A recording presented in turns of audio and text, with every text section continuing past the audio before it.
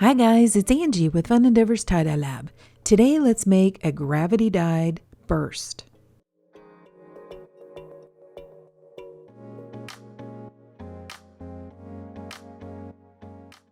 I'm starting with my shirt turned inside out, and I'm going to begin by centering the shirt. This process is going to go really fast, but if you look down below in the description for this video, I have a link to another video which shows how to center a shirt. Essentially what I'm doing is I'm getting both halves of the front of the shirt right up next to each other and both halves of the back of the shirt right up next to each other.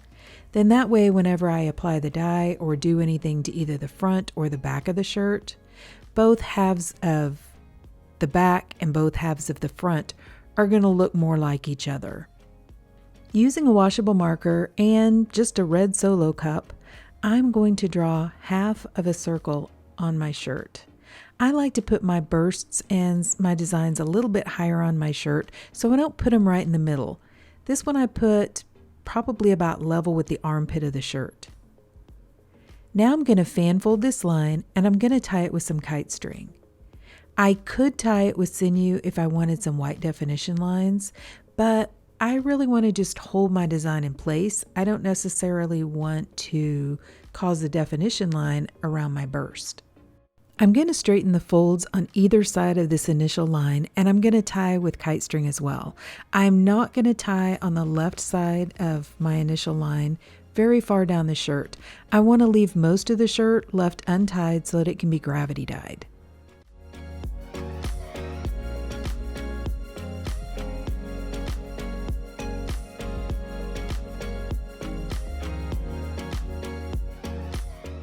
This is another one of the shirts that I tied up when it was raining outside, so I couldn't immediately take it outside and gravity dye it.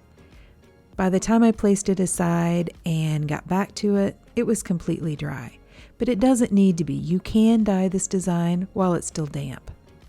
I've taken the shirt outside and I've placed it on top of a metal bookcase or shelving unit, which I have outside specifically for gravity dyeing.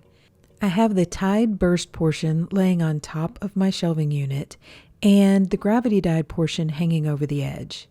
I couldn't put the entire gravity dyed portion over the edge, otherwise the shirt probably would have fallen off of my shelving unit. I'm starting right at the very center of my burst with Passion Fruit from Custom Colors, followed by Razzle Dazzle from Dharma. Then from here I'm actually going to take my lines going the other direction, or following the fan folds that I made.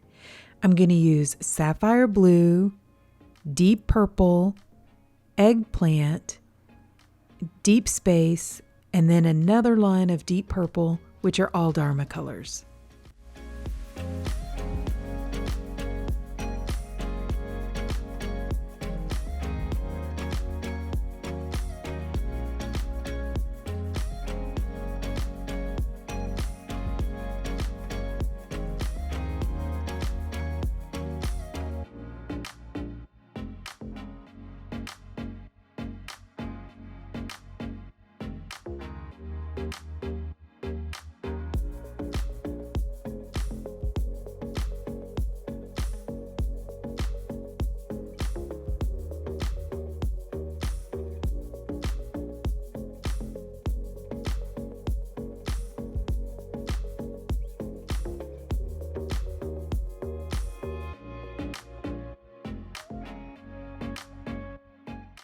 Now I'm going to add an additional sprinkle of dry soda ash over the top of the dye, and I'm going to add on a pretty large chunk of ice.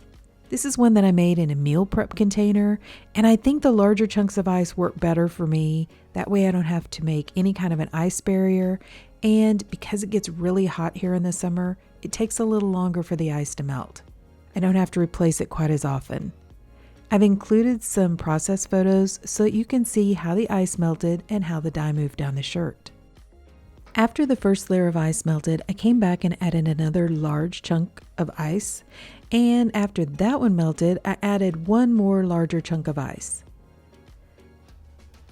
Before the shirt could process long enough, it started to rain again, so I placed the shirt inside of a plastic container that had a metal rack down inside. I kept the same part of the shirt draped over the edge, took it inside, and allowed it to continue processing probably for about 24 more hours before I began rinsing it. I kept it in a warm space so it was above 70 degrees.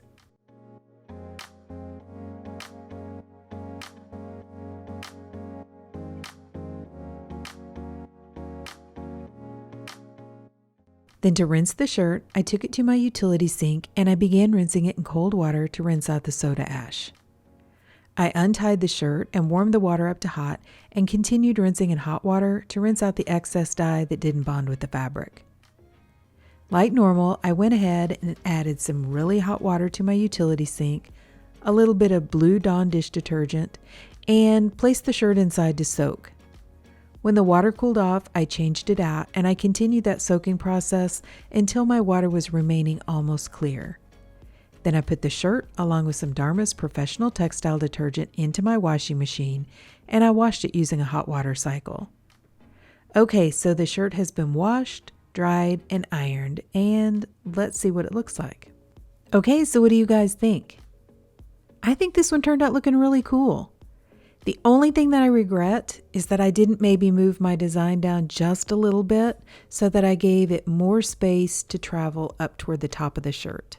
I think the top of the shirt looks so cool that if my design were just a little bit lower, I could see a little bit more of that dye movement up there. But I love the colors, and when I look at it, the way the dye moved down the shirt, it really reminds me of a flower. The different dye colors that are going or streaking away from that center portion look like petals. And even though it doesn't have that same exact shape, there's something about it that reminds me of a lotus flower. It may be the color of that center. I don't know, but I think it looks really cool. I definitely think this design does really well with being gravity dyed. So I know I've mentioned before that if you gravity dye and you're maybe not a huge fan of speckles, that this isn't the design for you or the technique for you. If you'll notice on the front of the shirt, there is one pretty large spot of a darker color, and then it's on the back as well. But if you look down at the very bottom portion of the back of the shirt, and I've done a close-up so that you can see this better, there are some little freckles or speckles or little spots.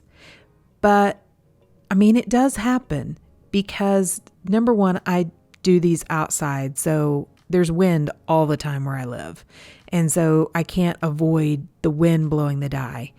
And then it just happens. I mean, the dye falls down there. You're going to get some speckles on your shirt if you gravity dye. It's almost impossible for it not to happen.